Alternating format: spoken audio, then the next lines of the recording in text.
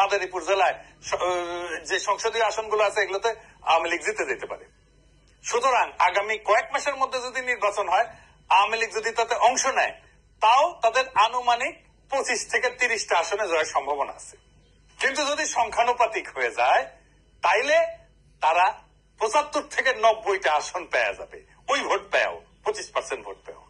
আর যদি 18 থেকে 24 মাস পরে নির্বাচন হয়, তাহলে আওয়ামী লীগ তার দলকে পুনর্গঠন পুনর্জীবিত করে প্রায় এমনিতেই এই এখনকার সিস্টেম থাকলে 50 থেকে 60টা আসনে জয়লাভ করে যাবে। কিন্তু যদি সংখ্যানুপাতিক হয়, তাইলে আর যদি 30% ভোট পায়, তাহলে 90টা আসন পেয়ে যাবে আওয়ামী লীগ লিগে রাখতে পারে। তাহলে জামাত এটা কি প্রস্তাব দিল? আওয়ামী লীগকে কি 90টা আসন পাওয়া দেওয়ার জন্য প্রস্তাব দিল জামাত? মানে আগে যারা দিছে সিপিবি, তারপরে কাদেরের জাতীয় পার্টি, তারপরে ইসলামী শাসনতন্ত্র আন্দোলনের নেতা, আমি অত সিরিয়াসলি নেই নাই। কিন্তু জামাত তো একটা বড় দল, দ্বিতীয় প্রধান দল। সেই দল যদি সংখ্যানুপাতিক নির্বাচন চায়, আওয়ামী লীগ তো তাহলে চাইবে, জামাতও চাইছে, সিপিবি চাইছে, ইসলামী শাসনতন্ত্র আন্দোলন মেজরিটি দলই যদি চায়, তাহলে তো আওয়ামী লীগকে 90টা সিট তারা দিচ্ছে। ইন্ডিয়াও এটা চাইবে এবং ইন্ডিয়া এটা দারুণ ভাবে সাপোর্ট করবে। আওয়ামী লীগ তো নিজে চাইবেই।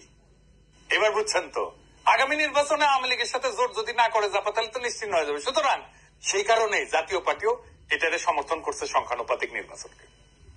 এইবার আসেন দেখি যে কিভাবে এই সংখ্যানুপাতিক নির্বাচন ব্যবস্থা একটা দুর্বল সরকার তৈরি করে। আমাদের ঘরের কাছে একটা এক্সাম্পল আছে নেপালে। নেপালের এই সংখ্যানুপাতিক নির্বাচন ব্যবস্থা নেপালকে একেবারে ধ্বংস করে দিচ্ছে। নেপালের পলিটিক্যাল স্টেবিলিটি আসতেছে না। কিভাবে আসেন দেখি। নেপালে 2006 সালে রাজতন্ত্রের পতনের পর এই আলোচনাটা শুরু হয় এবং 1990 সালে বহুদলীয় গণতন্ত্র প্রতিষ্ঠা হইলেও নেপালে নানা ধরনের দ্বন্দ্ব হয়েছে, আমরা এটা জানি। কোন সরকারি স্থিতিশীলতা পায়নি। প্রায় প্রত্যেক বছরই প্রধানমন্ত্রী পরিবর্তন হইতে থাকে। আর এই সংখ্যানুপাতিক নির্বাচন হওয়ার পরে 9 বছরে 8 বার প্রধানমন্ত্রী বদল হয়েছে। কোন কাজ করতে পারবে 9 বছরে যদি 8 বার প্রধানমন্ত্রী বদল হয়? ফলে দেখা যাচ্ছে নেপালের রাজনীতিতে স্থিতিশীলতা ফিরে আসেইনি, বরং সমস্যা সংকট আরো ঘনীভূত হয়েছে। আর কি হয় জানেন, এই সংখ্যানুপাতিক ব্যবস্থা এতই ঝুঁকিপূর্ণ যে নেপালে বিগত 2টা নির্বাচনে কোন দলই একক সংখ্যাগরিষ্ঠতা পায়নি। আবার 3-4টা দলের মধ্যে সমঝোতা ছাড়া কোন সরকার গঠন সম্ভব হয় না। ছোট ছোট দলগুলো কি করে, কোয়ালিশনের সুযোগ নিয়ে গুরুত্বপূর্ণ মন্ত্রণালয়গুলোর উপর নিয়ন্ত্রণ প্রতিষ্ঠা করে, এগুলো নিয়ে নেয়। ফলে বড় দলগুলো এদের নানা যৌক্তিক অযৌক্তিক দাবি মেনে নিতে বাধ্য হয়, কারণ সরকার তো গঠন করতে হবে। গত নির্বাচনের পরে যে তৃতীয় সংখ্যাগরিষ্ঠ দলের নেতৃত্বে যে কোয়ালিশন তৈরি হয়েছিল 1.5 বছরের মাথায় ভেঙে যায়। বর্তমানে যে দলটা কোয়ালিশন আছে তারা ছিল দ্বিতীয় সংখ্যাগরিষ্ঠ দল এবং এটা সম্পূর্ণভাবে এই দলটা অন্যান্য দলের সমর্থনের উপর নির্ভরশীল। এই অস্থিতিশীলতা চলতেই থাকবে যদি না তারা এই সংখ্যানুপাতিক নির্বাচনের এই ফাঁদ থেকে বাইরে আসে। এবং নেপালেও এটা ইন্ডিয়া করাইছে।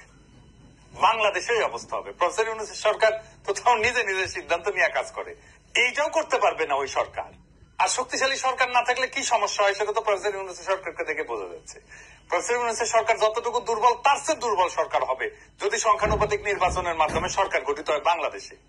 আরে ভাই, ইউরোপে ইনস্টিটিউট শক্তিশালী, আমাদের দেশে তো ইনস্টিটিউটই দাঁড়ায় নাই। ইনস্টিটিউট শক্তিশালী থাকলে তখন একটা সমঝোতার একটা স্পেস থাকে। যেখানে ইনস্টিটিউট শক্তিশালী থাকে না, সেখানে সমঝোতা হয় না। নেপালের মতো অবস্থা হবে, অযৌক্তিক দাবি নিয়ে আসবে এবং সরকারি দলকে বিপদে ফেলতে থাকবে এবং বিপদে ফেলে নানা জিনিস ব্যয় করে নেওয়ার চেষ্টা করবে সমর্থনের বদলে। তাহলে আমাদের কি করা উচিত? ফ্যাসিবাদ বিরোধী যে দল আছে, এই দলগুলো যদি ধরেন আগামী 3-4 মাস 6 মাসের মধ্যে নির্বাচন করে, অবাধ এবং সুষ্ঠু নির্বাচন করে, তাহলে এই দলগুলা প্রায় 280টার মতো আসন পাবে। তো তারা কেন এই সংখ্যানুপাতিক সিস্টেমের পক্ষে দাঁড়াচ্ছে? কোনো কারণ তো নাই। আর সংখ্যানুপাতিক হইলে এরা সবাই মিলে 200টা আসন পাবে, নিজেরা 90টা আসন আওয়ামী লীগকে উপহার দিয়ে দিচ্ছে। আপনারা যদি দ্রুত নির্বাচন করেন, আওয়ামী লীগের প্রত্যাবর্তন দূর হয়ে যাবে। আমি আগামী পর্বে আরেকটা আলাপ আনবো কিভাবে কারা আওয়ামী লীগের পুনর্বাসনে জ্ঞাতসারে বা অজ্ঞাতসারে ভূমিকা রাখছিল 1975-এর পরে। এই একই ভুল আবার আপনারা করতে যাচ্ছেন। আওয়ামী লীগের বিনাশ ছাড়া বাংলাদেশ মাথা তুলে দাঁড়াতে পারবে না। যারা আওয়ামী লীগকে বাঁচায় রাখতে চায়, তারা আসলে বাংলাদেশকে বাঁচায় তোলার এই সম্ভাবনাকে নষ্ট করতে চায়। যেই বাংলাদেশকে ধ্বংস করে ফেলছে আওয়ামী লীগ, সেটাকে বাঁচায় তোলার যে সম্ভাবনা তৈরি হয়েছে সেটাকে ধ্বংস করতে চায় যারা এই সংখ্যানুপাতিক নির্বাচনের ভারতীয় প্রচেষ্টাকে গ্রহণ করছে। আমরা সংখ্যানুপাতিক নির্বাচনের এই ভারতীয় প্রচেষ্টাকে রুখে দেব। যারা বুঝে হোক না বুঝে হোক এই পরিকল্পনায় যুক্ত হয়েছেন, আপনাদেরকে অনুরোধ করব মেহেরবানি করে এই পথ থেকে দ্রুত সরে আসেন। এইটা ভারতীয় ফাঁদ, এই ফাঁদে পা দিয়েন না। এই সংখ্যানুপাতিক নির্বাচন কইরা আওয়ামী লীগের হাতে মুফতে 90টা সিট ধরায় দিয়েন না। আওয়ামী লীগ আবার দাঁড়ায় যাবে, আপনাদেরকে ইতিহাস অভিযুক্ত করবে আপনারা আওয়ামী লীগকে আবার পুনর্বাসিত হইতে সাহায্য করছিলেন। এই ভুল আর কইরেন না।